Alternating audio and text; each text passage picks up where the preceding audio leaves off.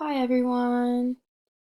I chose to research more about the Google Science Journal as a teaching resource. And this website was really awesome because it was super organized and easy to follow. So there's 5 tabs at the top that all have things under them that I will go over. So the first one we're going to start with is the Getting Started tab. Under this, there is an awesome video that kind of teaches teachers and students how to use it and how this resource works. Down here we have, it shows you how to document your science experiments and also how this resource is supported by multiple platforms. So you can use it on your computer, your laptop, a tablet, your phone, any sort of those things, which is really awesome because it can almost hopefully guarantee that a student is able to get access to one of those things to do assignments or experiments on here. And one of my favorite parts about this website is that students can explore tons and tons of experiments on here. And it's all free, which is awesome for both the teachers and the students. So there is a feature on here that allows you to record your observations and compare different results that you get for certain experiments that you do. And then down here, we have the journal that you can use, which basically turns your phone or whatever you're using into a little field journal for you to keep track of your notes and everything that's going on with your experiment.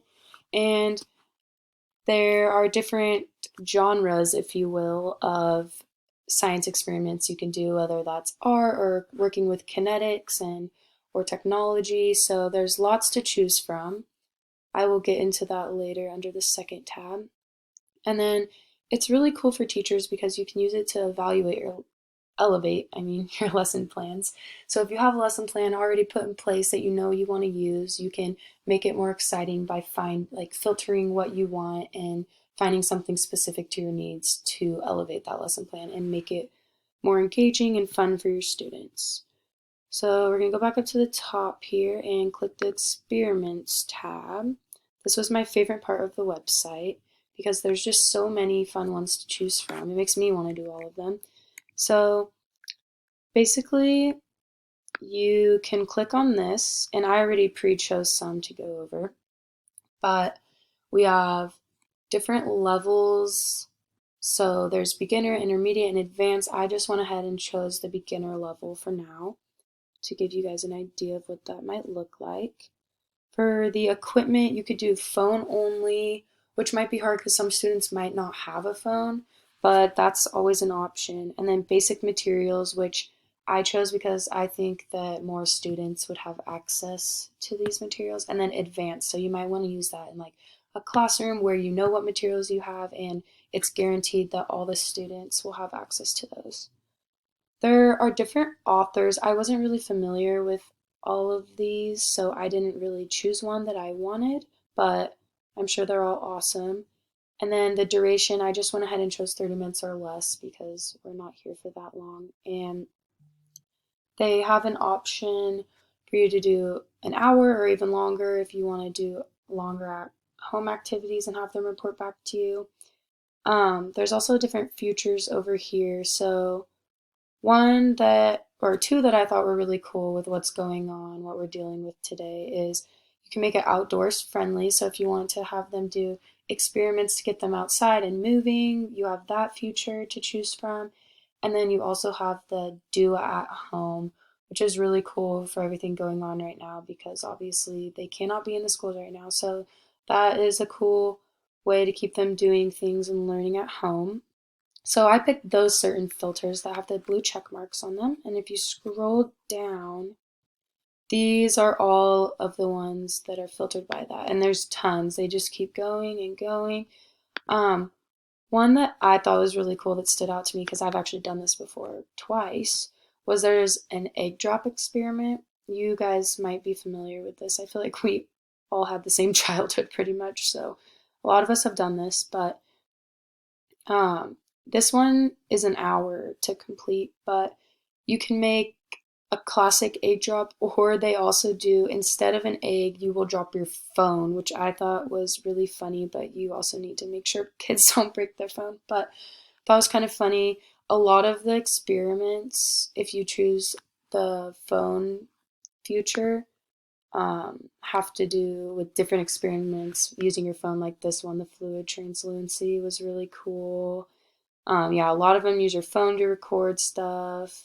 So, yeah, there's really creative experiments for students and teachers to use. So then, it's probably the most important because it's for the teachers and we're doing a teacher source research. Um, yeah, there's a science journal for teachers, and it's to inspire students and make experiments more engaging and hands-on for them. So you can use this journal in your classroom, and it kind of has the same feature where you can browse experiments and you can filter what you want your students to be using or learning, or you could give them the freedom to choose an experiment of their choice. So yeah, there's a lot of freedom in this app for whatever you want to do and make it specific to your own class. And then what's really cool is you can add external sensors. So some popular ones are light, conductivity, temperature, force, gas, heart rate, respiration, and more. So you can add those to work on your app or your computer. And then also what I talked about was moving your learning outside. So getting students out, exposure to sunlight and not trapped inside all day. So yeah, there's lots of features for students and teachers to choose from. And then for developers, they can create fresh ideas and think up different ways for them to make this app better or create their own. So I'm just going to show you one of them, but you can check out their coding and how they made the app, how they created it, the different features it entails, how they built it, and how you can get a license to do something like this on your own. Um, yeah, there's really easy access to codes for the developers. And then for the support, there's a nice little help center, and you can basically describe your issue and ask any questions that you may have. It also has like a little outline here, basically what I'm teaching you guys how to do, but in outline form. It teaches you what this website does, how to use it, questions you might have. And then there's a cool little feature where you can share your experiments, which I thought was one of the most interesting things on this site is you can not only document your experiments and do free activities at home, but you can also submit your own activity or experiments and you might get featured on the page, which is really cool. I bet that's exciting for students. Um, so basically, I envision using this app or website for conducting different creative science experiments in my classroom, and I love how it's specific to your needs by using those filters. So it's really easy to just type in something you want to do or an idea that you have or a science unit you're learning and then find a really cool experiment that's unique and engaging quickly. And then I really love that it's free for both teachers and students because it's more accessible and a better chance that everyone in your class will be able to have access to it. And I really liked that it was super easy to navigate and very organized because I don't like when I go to a resource and I don't know how to use it. I felt like I've used this my whole life because it was so easy to use. And then um, I could see students going off and getting distracted and looking at other different experiments and activities, but in the end, they do have an assignment that's due and they do need to turn it in for points and for grading. So I feel like they will get their activity done in the end. So it wouldn't really be a bad thing for them to venture off and look at their own activities and experiments because it could lead to them becoming curious about other topics, and they could end up doing multiple different activities for fun that don't even have to do with your class. So I think that isn't really a bad thing necessarily, because we talked about curiosity a lot in class and how it can lead to different discussions, or they might do something on their own and then come tell the class, and then you guys all do it together, and they could even lead it. So I think it really leads to more learning in the end. I also really like that you pretty much just filter what you want and pick something of your choosing. So it gives teachers a lot of freedom to do what they want to do. And there's just so many different choices to choose from, which is really awesome. It's also all online, so that really relates to the whole 21st century technology teaching ways, because it's teaching kids how to get online, how to use a computer, a tablet, their phone for different ways than they usually use it. And it teaches them a lot about technology related information, experiments, and activities. Um, so I was gonna go ahead and show you guys another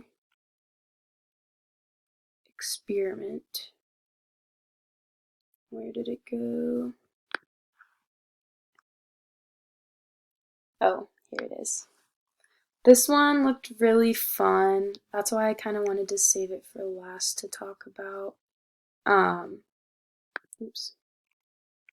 So yeah, basically the objective of this experiment is that you're going to design and build your own oops, balloon-powered car that will travel as far and fast as possible. I thought this was really cool because not only is it a science experiment, but it's something that kids could be doing today at home, with not being at school, and they all could build their own car. They're all going to look different because they're not together making them.